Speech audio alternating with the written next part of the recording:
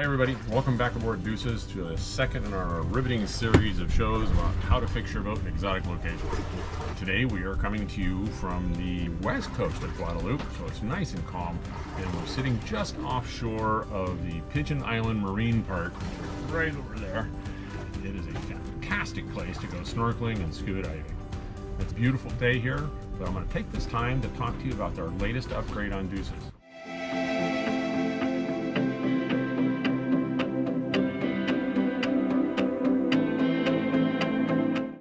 So I've got a confession to make. We're power hogs, and we like our conveniences. And so we've adapted Deuces to match our lifestyle as opposed to us matching Deuces. Which brings out a good question. How do we power all this stuff? We use a lithium battery bank. We have 1,000 amp hours of lithium power down below. We use solar panels just to charge everything up during the bright sunny days. So what happens when it rains? Or it's nighttime and we need power? Well, we have a 9.5 kilowatt generator that came with the boat. How come we're not using the alternators to charge the batteries?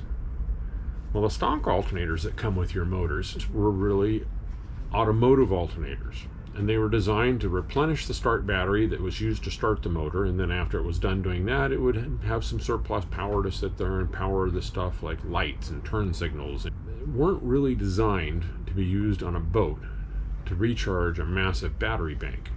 We've put high output alternators back into the equation. We're trying to reduce the amount of time that our generator gets used. In order to safely use a high output alternator, you need a smart charging system. And so what is this new upgrade we're talking about?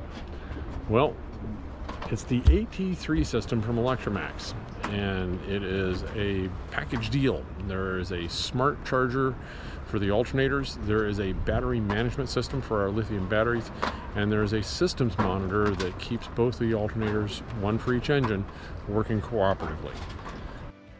The system control monitor was a no-brainer. We ended up putting it up here in the fly bridge. It gives us a status on the system, it allows us to visually see what's going on with it, and it has the ability to communicate alarms to us. And it's typically going to be the place where we are at anytime we're running the engines. The field control modules, that was a no-brainer also. It has to go in each engine compartment within about 3 feet of where the alternator is. Where do you put your battery control module? You don't want to put it too far away from your batteries, and you don't want to put it too far away from your battery charger inverter.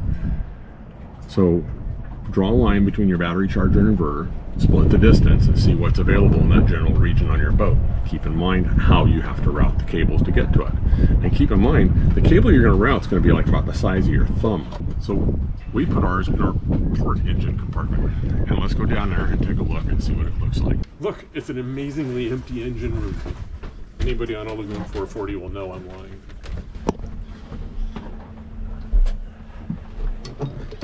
Okay, there's our battery control module. That is your positive and negative buses that connect all the alternators and the battery chargers and the batteries all together. That relay is our safety switch. The safety switch is controlled by the logic inside of the battery control module. So we call it a system. How do we make it act like a system? We want it to act like a system because we want to protect the investment in our batteries and in our alternators, both of which are kind of pricey these days. So the battery bank can't be charged too fast. And the alternators, you don't want them to charge too fast and overheat. So it's the parameters that you can program inside of the software. It's called the USI, or User System Interface. And it provides you with not only the ability to configure your system, but it also runs as another wireless monitor, showing you the status of your system even while you're underway. So it's moving day, and we're off the hook, but this is a great opportunity for us to sit there and show you what the new high output alternators are doing, because the trip from here to there is going to be about an hour. Run the motors, charge the batteries, make some water while we're en route, and let's go up and see how Kaz is doing in her office. How do you like those new high output alternators? They're amazing.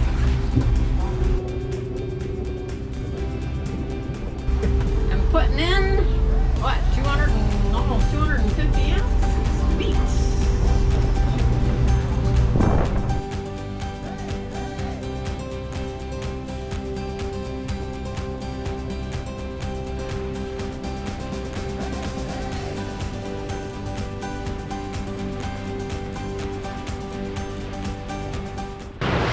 hope you can hear me over the wind. But with the high output alternators, we're going to charge the batteries up in just a reposition move here. Means another day of not running the generator, which is the day we love. So they were one step closer to getting rid of the generator. Maybe sometime in the future, and I can go ahead and put some more dive equipment or a kiteboard or a wing foil inside of that spot. Until then, we're just moving on down the coast just like cruisers. See what we're gonna have to fix in the next location. We'll see you later. Deuces.